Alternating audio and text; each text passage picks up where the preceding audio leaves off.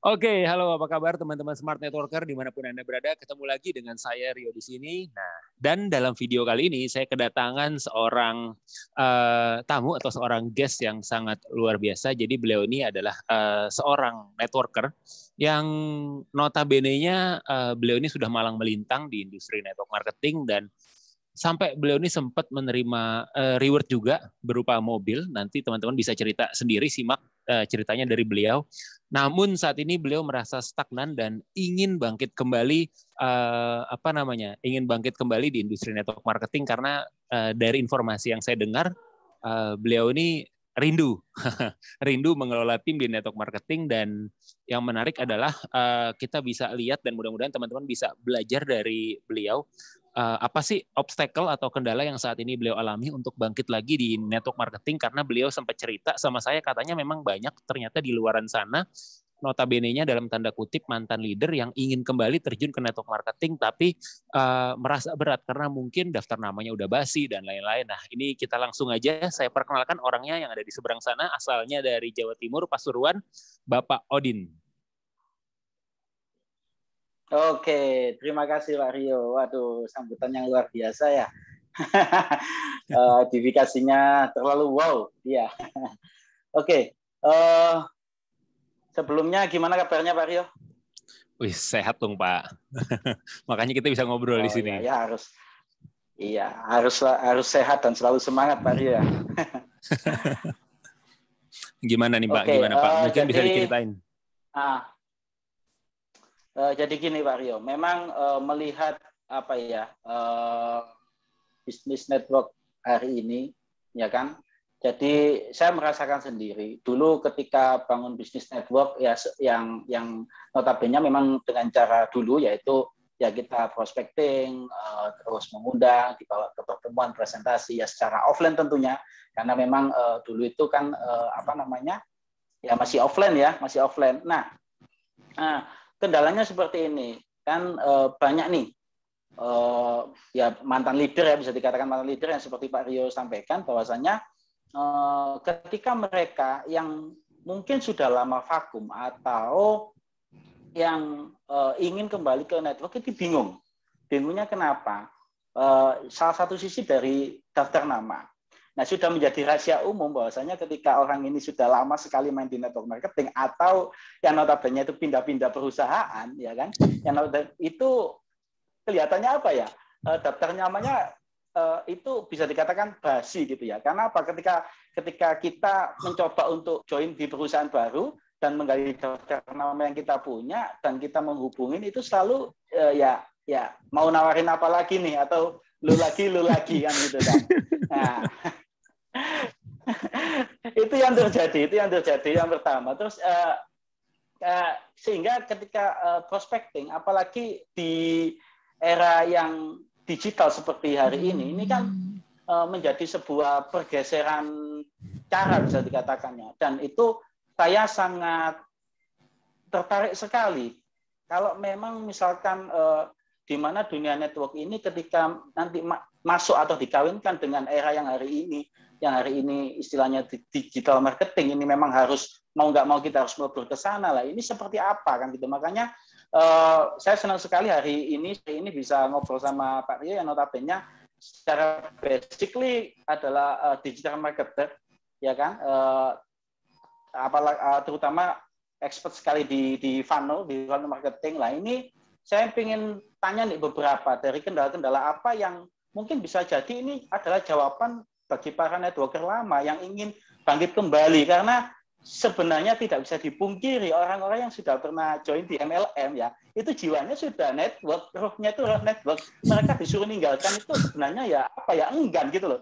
Sangat rindu sekali seperti peristiwa recognition, bagaimana orang itu menceritakan kesuksesannya, ya kan, bisa membantu banyak orang yang ketika ada grup kita mengucapkan terima kasih telah dikenalkan di sini bla bla bla, itu kan istilahnya sesuatu yang tidak bisa diperoleh di luar bisnis network gitu loh maksud saya. Nah, itu menjadikan saya terpanggil hanya saja dari apa yang saya rasakan ya, dengan pergeseran era ya, yaitu dari offline ke online seperti saat ini kira-kira apa sih yang bisa dilakukan oleh para networker, terutama para networker lama yang dalam tanda kutip kebingungan, ya. Karena kalau misalkan mereka kita tawarin sebuah bisnis network yang hari ini mau disuruh menulis daftar namanya, mereka juga bingung siapa yang mau ditulis kan gitu kan.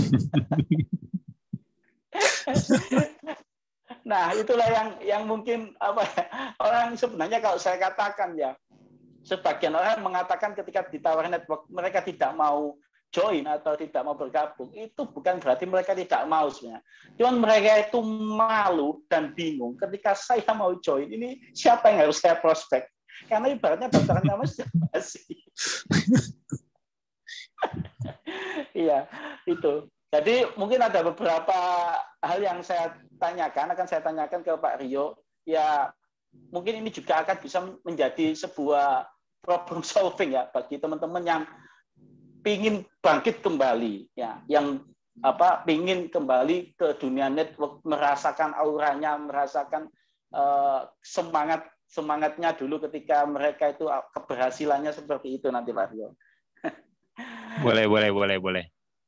Nah, jadi gini, kalau menurut Pak Rio ya, jadi melihat pergeseran era digital yang hari ini terjadi ya, kira-kira menurut pendapat Pak Rio dari sisi dampak ke network marketing ini plus minusnya seperti apa dari pergeseran yang hari ini? Apakah situasinya itu menjadi harusnya ini lebih mudah atau bagaimana seperti itu Pak Rio? Kalau dibilang harusnya lebih mudah atau enggak lebih mudah itu balik ke personalnya masing-masing ya. Tapi sih poinnya yang pertama yang aku nggak mungkin tutup mata tentang hal ini. Yang dari dulu sih sebenarnya aku juga belum kebayang jawabannya seperti apa. Mungkin nggak ada satu era atau ada satu titik, oke, di mana ketika si perusahaan ini kan perusahaan network marketing ini kan basically adalah perusahaan yang mendistribusikan produknya secara direct selling langsung ke konsumen. Nah, kalau mereka dengan dengan platform digital yang sekarang dan dengan kemampuan mereka mendistribusikan informasi produknya dengan secara luas, ini kan sangat mungkin sekali sebenarnya nanti distributor itu bisa nggak ada karena mereka kan bisa langsung penetrasi pasar. Itu yang pertama. Iya. Karena hal ini pernah ditanyain gitu, kayak misalkan Honda, kenapa orang nggak langsung belinya ke Honda, pakai ke salesnya segala. Bisa jadi nanti kayak showroom mobil itu bisa jadi hilang, orang tuh langsung order ke Hondanya langsung. Jadi yang ada nanti mungkin cuma bengkel. Saya nggak tahu Pak Odin tuh pernah nyimak itu apa enggak gitu. Ya cuma mungkin di satu sisi ya pemikiran seperti itu terlalu jauh. Nah, makanya yang saya pelajarin adalah sebenarnya saat ini yang saya pelajarin ya dari mentor saya, karena saya banyak belajarin dari mentor saya yang basically dia ngerjain network di Amerika. Aset utama kita saat ini sebenarnya itu adalah name list atau daftar nama yang kita punya. Oke. Jadi pergeserannya itu adalah kalau misalkan dibilang ke era saat ini atau era sekarang, jadi bisa dibilang tuh 80%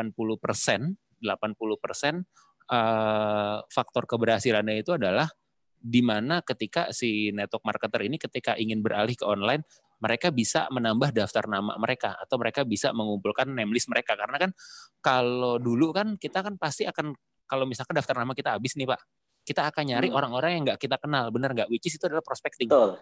Yes. Ya kan? Nah, di era sekarang, di era online, kita udah hampir bisa dibilang kita nulisin daftar nama kita kan tadi mungkin bingung. Ya udah pasti 80% yang akan kita lakukan adalah prospecting, bukan 80%, malah mungkin 100%. Jadi poros utamanya itu adalah di melakukan yang namanya online prospecting, digital prospecting untuk menambah daftar nama. Itu dulu sih yang diberesin. Kalau itu udah bisa diberesin, menurut saya sih yang berikutnya yang udah pengalaman itu udah lebih paham tuh. Oh, begitu. Iya. Oke, saya setuju sekali sih apa yang dipaparkan oleh Pak Rio ya. Nah, menurut Pak Rio, artinya dengan dikawinkannya ya era digital hari ini untuk membangun network marketing itu apakah ada bedanya ketika kita yang notabene membangun network marketing hanya secara offline? Artinya itu maksudnya apakah rule-rule yang ada di offline dulunya itu bisa betul-betul dikawinkan atau istilahnya apa ya, dileburkan di era digital seperti ini Pak Rio untuk membangun networknya? Sebenarnya secara fundamental itu bisa, Pak. Secara fundamental itu bisa. Namun pada saat implementasi, nah itu ada beberapa poin yang memang kita mesti pelajarin. Contoh nih, misalkan gambarannya kayak gini.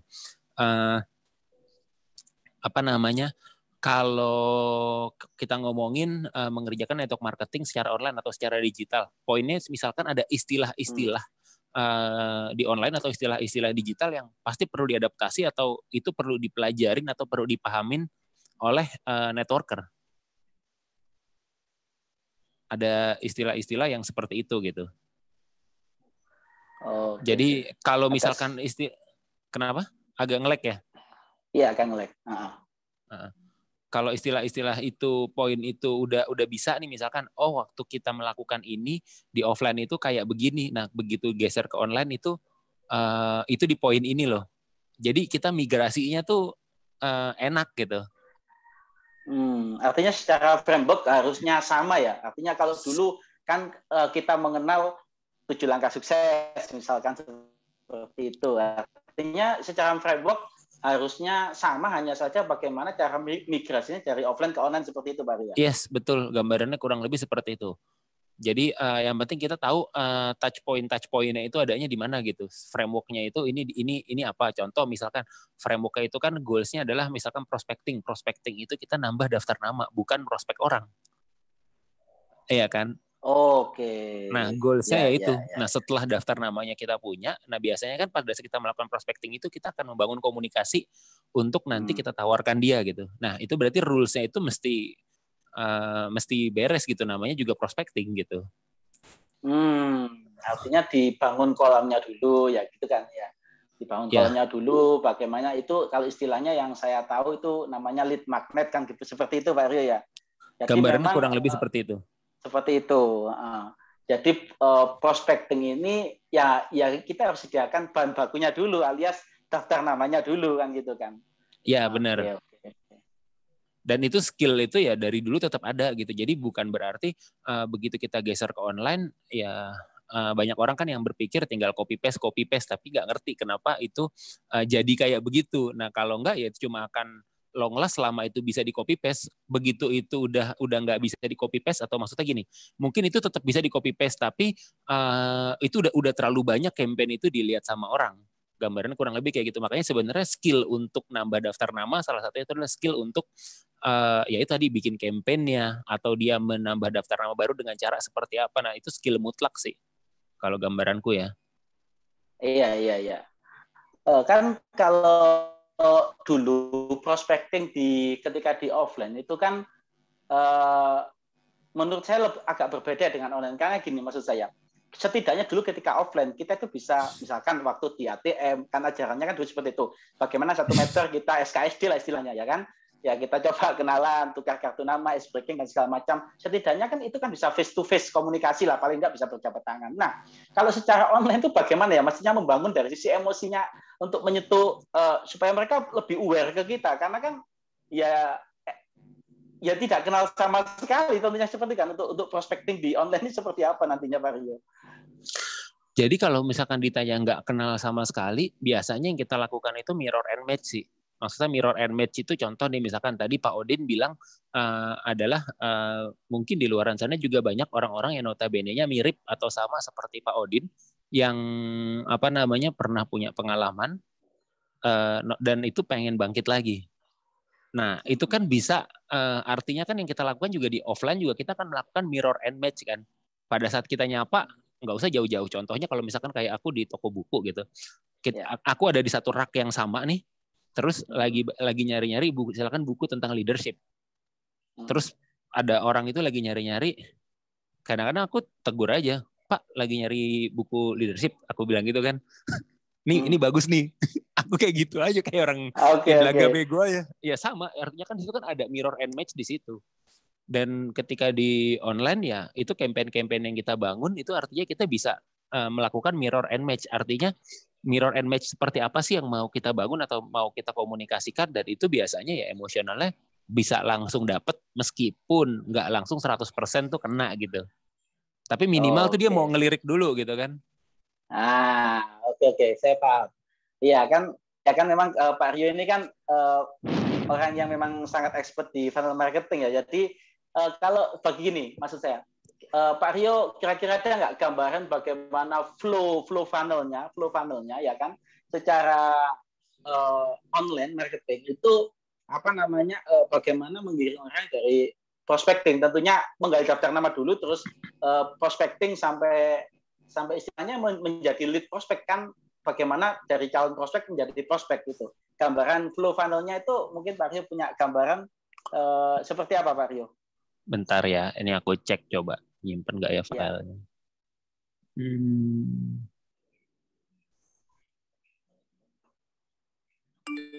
Udah masuk ya? Oke, udah masuk. Ini masuk nggak? Masuk, cuman oke, sudah clear. Oke ya. Jadi poinnya adalah gini. Yang pertama, pasti biasanya kita akan belajar yang namanya, ya ini beberapa skill yang perlu dikuasain ya. Kita perlu mempelajari tentang targeting audience. Oke. Nah, targeting audience atau funnel itu kan ngubah orang-orang yang ngelihat iklan kita atau ngelihat konten kita. Ya, konten tuh misalkan yang didistribusikan misalkan lewat video YouTube seperti ini, gambarnya kurang lebih kayak begitu. Terus kemudian kita akan membawa mereka atau membawa audiens itu jadi yang namanya pengunjung halaman. Oke. Poinnya di situ. Nah, biasanya dari dia pengunjung halaman itu, terus dia, nah itu kan biasanya tuh ada form tuh. Contoh misalkan gambarannya aku lempar aja kayak begini,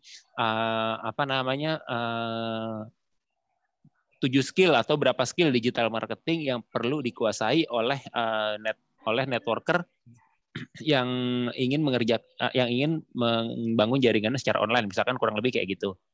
Oke, dapatkan checklistnya di sini. Nah, mereka tuh yang memang mengisi form tersebut, nah itu biasanya bisa jadi kita kategorikannya sebagai leads atau calon prospek.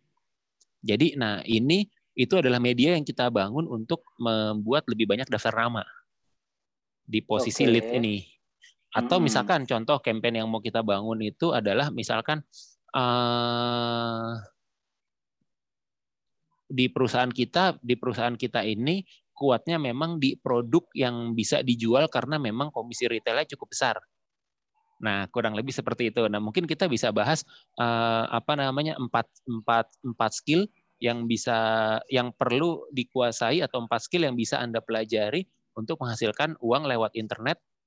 Oke, dengan modal kurang dari 1 juta, misalkan kurang lebih seperti itu. Itu kan kita bisa ngumpulin daftar nama calon prospek di situ. Kebayang ya? Oke. Ya, kebayang. Jadi itu masuk ya, oke. Betul. Jadi itu kan kita dapat di situ adalah daftar nama baru. Nah, cuma ya kategorinya tadi sama ketika kita ngelakuin prospecting. Nah, itu daftar nama yang kita dapat atau ketika kita tukeran kontak itu mereka belum jadi prospek kita. Aku nyebutnya itu baru sekedar calon prospek.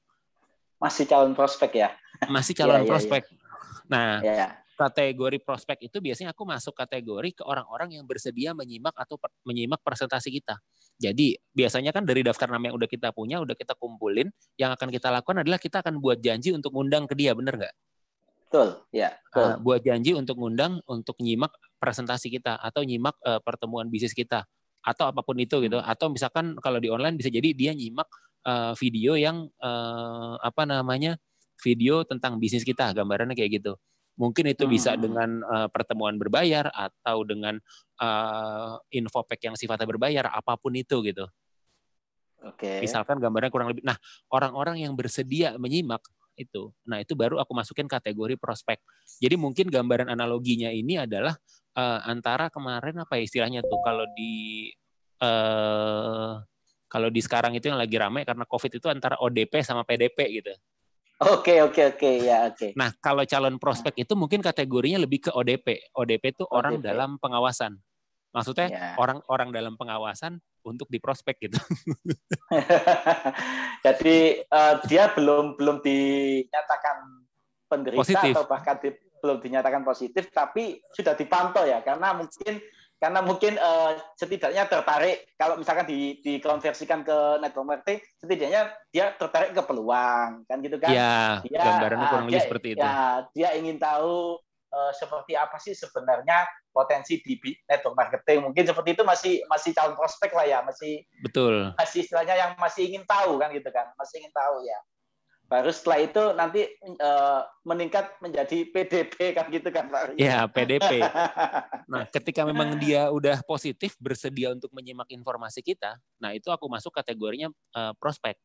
Karena kan PDP itu kan orang-orang yang perlu ditreatment kan, artinya tuh perlu kita kasih edukasinya, terus kemudian di follow up, mungkin diundang ke agenda follow up kita yang bareng-bareng. Kan dulu kalau misalkan habis pertemuan tuh ada pada ngumpul bareng namanya circle meeting kan tuh. Betul, ya. Nah, diproses diundang ke situ. Nah, tujuannya dari situ adalah masuk ke langkah selanjutnya nih. Jadi proses yang dilakukan, dari prospek itu menuju ke consumer tadi kan banyak tuh. Bisa pakai pertemuan dan lain-lain. Nah, goals-nya itu adalah untuk mengubah si prospek tadi ini, entah itu dia jadi consumer, hanya sekedar pengguna produk karena tertarik dengan produknya, atau dia jadi team member. Jadi funnelnya itu sampai di situ. Dan ini kalau dilihat nih setiap bagian ini ada funnel besarnya. Funnel besarnya itu yang ngebawa dari atas sampai bawah. Dan memang untuk setiap bagian itu ada part-part funnelnya lagi untuk ngolah. Oh, gitu ya. Jadi tetap akan ada part-part lagi yang bagaimana untuk menuju goal setiap funnelnya kan gitu kan Pak Rio ya. Betul, gambarannya gitu.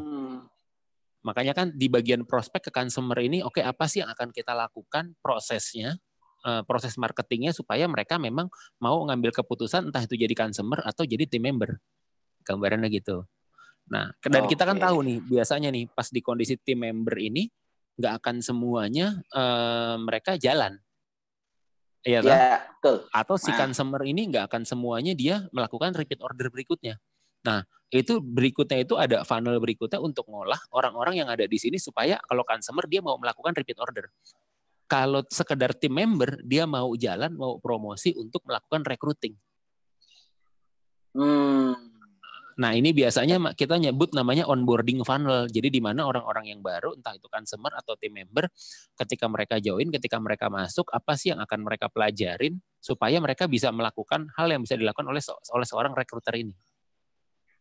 Oke, jadi kalau saya memahaminya, jadi funnel seperti ini juga bisa dibuat untuk problem solve yang contoh seperti ini kan banyak kendala para pemain network itu kalau joinin orang sih gampang, closing orang sih gampang, tapi membuat orang itu bisa bergerak untuk istilahnya sama-sama membangun bisnis. Nah ini kan artinya itu juga bisa sekali ya Pak Ria, misalkan dibuatkan funnelnya bagaimana atau seperti edukasi atau bagaimana itu supaya orang yang join itu betul-betul mau bergerak karena itu kendala mungkin jadi kendala besar karena misalkan contoh gini saya ini sudah rekrut 10 orang ya tapi kok 10-10-nya nggak jalan nah kayak gitu itu nanti seperti apa Pak Rio?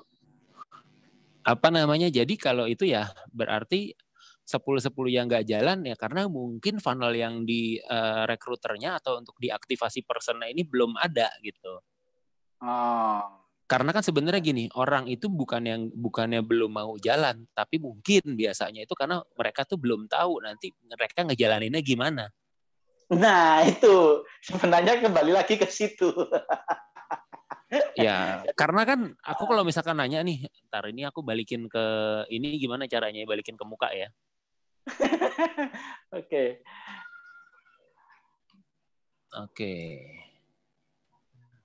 Udah balik belum ke muka aku? Udah. Nah, ya itu apa namanya edukasinya itu penting gitu. Misalkan, jadi udah begitu mereka join, apa sih yang perlu mereka lakukan? Nah, itu kalau kita di perusahaan konvensional biasanya kita punya namanya induction training atau namanya onboarding system. Ya sama, ketika kita ngebangun jaringan pun orang-orang baru kita akan melakukan namanya onboarding training atau induction training. Jadi kayak perkenalan, mungkin ada kayak perkenalan product knowledge, dan memang untuk bikin itu, jujur itu nggak gampang. Iya. Itu takes time, takes money, gambarannya gitu. Dan biasanya ketika kita ngabisin waktu kita buat ngurusin yang di poin itu, funnel yang atasnya tadi itu, yang di bagian atas itu, biasanya itu akan terbengkalai. Iya. Pengalamanku gitu sih. Jadi makanya sebenarnya itu mesti di setup satu persatu. Nah itu kan artinya kan ketika orang memang sudah masuk ya, kan ada tahapan yang belum masuk, misalkan dari tadi kalau yang saya pahami dari calon prospek menjadi prospecting, ya pada akhirnya diundang. Nah ini kan biasanya nih terkadang lemah di follow up seperti itu. Ya ini kan ada nggak klasifikasi orang-orang yang atau tujuan follow up ini untuk mengetahui apa sih kan gitu kan? Klasifikasi yang harus di follow up ini kita harus menemukan oh ini orang yang sekiranya seperti ini, yang ini pasti join atau bagaimana gitu Pak. Ini aku bongkar dapur lah ya. Ya memang saya sengaja mencari pertanyaan yang itu bisa membongkar dapurnya Pak Rio. Oke. Jadi gambarannya gini Pak. Kalau aku pelajarin dari salah satu mentorku, dia nyebut itu namanya money skill. Jadi ada money skill di era sekarang ini yang perlu bisa dilakukan atau bisa dikuasai oleh network marketer. Tadi kan yang pertama adalah kita ngomongin menambah daftar nama, benar nggak? Betul. Ya kan, itu skill buat menambah daftar nama. Yang tadi saya bahas tadi ngomongin funnel itu skill untuk memilih dan mengolah daftar nama. Karena kan dengan kita tahu, oh ini dia saat ini posisinya ada di sini, dia posisinya ada di sini, ini posisinya ada di sini. Kita jadi tahu nih, kita bisa milih dan kita bisa ngolah daftar nama kita. Apa sih next step yang perlu kita lakukan ketika memang dia ada di level calon prospek? Oke, berarti saya nextnya mesti ngapain nih? Nah, biasanya kayak tadi kan kita udah nge-grow daftar nama atau nge-grow name list tuh. Nah, itu biasanya akan kita kategorikan jadi 3 untuk follow up ya. Nah, kita udah kalau kita ngomongin tadi nanya gimana sih follow up-nya? Ya, kalau sebelum ngomongin gimana follow up-nya, kita perlu tahu dulu nih tujuan follow up kita mau ngapain. Oke. Nah, tujuannya itu biasanya kita akan mengkategorikan jadi 3.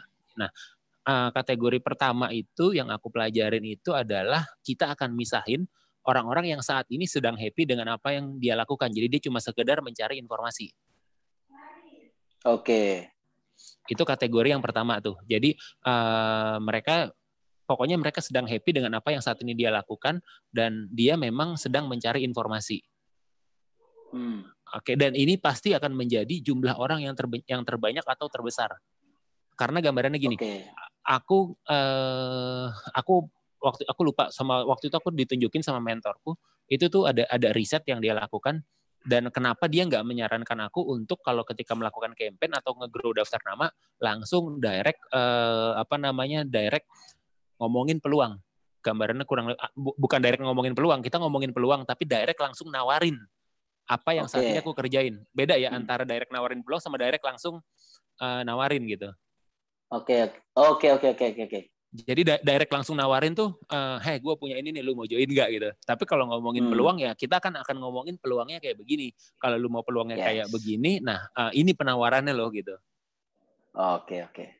Nah Nah itu yang pertama. Dan kenapa populasi itu paling banyak? Karena aku lupa angkanya tuh kalau nggak salah 87% orang mereka tuh going online bukan untuk beli sesuatu atau untuk ngambil penawaran sesuatu. Mereka itu going online untuk seeking for information, untuk nyari yang namanya informasi. Jadi ini pasti jumlah populasi orang terbesar yang ada di daftar nama kita. Gambarannya kurang lebih seperti itu. Nah, itu biasanya ya itu kita kategorikan jadi itu mereka yang sedang happy dan memang dengan dengan apa yang saat ini sedang mereka lakukan dan kita nggak bisa nge-push di situ. Yang bisa kita lakukan hanyalah kita meng-advertise. Nah, kalau kita udah ketemu kategori itu yang kita lakukan sama dia hanyalah kita perlu maintain. Kita perlu maintain misalkan dengan memberikan update konten 1 bulan sekali yang sifatnya membantu mereka. Karena ini kategori yang pertama ini meskipun mereka mungkin nggak perlu dengan penawaran kita, tapi mereka tuh perlu informasi yang bisa meningkatkan bisnis mereka. Oke ya. Oke, ini kategori pertama, gambarannya kurang lebih seperti itu. Nah, ini kategori yang paling banyak. Oke, terus kategori yang kedua adalah memang mereka yang saat ini sedang not happy with what they are doing. Mereka sedang nggak happy dengan apa yang sedang mereka kerjakan. Mereka nggak happy atau nggak terlalu happy dengan apa yang sedang mereka lakukan. Nah, itu calon prospek potensial kita. Oke, dan yang ketiga, mereka yang lagi nggak ngapa-ngapain dan terbuka dengan peluang. Lagi bingung istilahnya ya. Mereka lagi bingung cari income dari mana enaknya kan gitu kan. Nah, oke, itu yang kedua dan ketiga. Apa ya? Itu yang mungkin saya bisa mengatakan rasio konversi ya Pak Arya ya. Maksudnya betul. Artinya jadi memang persentase yang terbanyak itu adalah kategori orang yang di nomor 1 tadi memang ya. Pasti. Makanya ada skill yang ketiga yang dikasih tahu sama mentorku. Jadi yang pertama tadi kan itu adalah bentar. Apa sih namanya kategori orang-orang pertama? Skill yang pertama itu adalah skill menambah daftar nama atau menambah name list. Yang kedua skill memilih dan mengolah daftar nama. Yang ketiga ini namanya memonetisasi daftar nama. Keren tuh Pak. Kenapa gambarannya gini?